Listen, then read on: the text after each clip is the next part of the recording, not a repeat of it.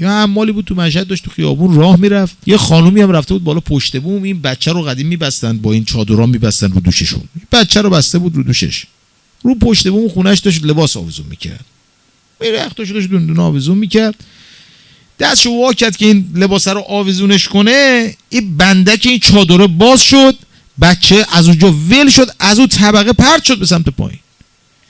این زنه که جیغ میکشید، این حماله که داشت پایین رد میشد سرش آورد بالا، نگاه کرد گفت یا الله.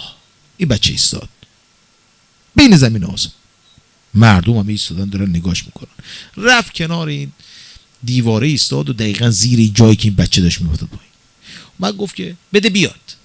واژه رو ببینید، حمال بود دیگه، اصلا نوع کلامش هم اینه، بده بیاد. بچه اومد پایین، اومد تو دستش و مردم جمع شدن دورش، آقای هجوم بردن، یکی گفت تو امام زمانی، یکی بهش گفت تو حضرت خضر، گفت آقا والا بلا من حمالم فلانجا کار میکنم، امام زمان چیه؟ مردم لباسشو میکشن، گفت آقا لباس من رو نکشید، من پول ندارم لباس بخرم، من حمالم، با من کاری نداشته باشید. به هر حال مردم متفرق شدن رفتن.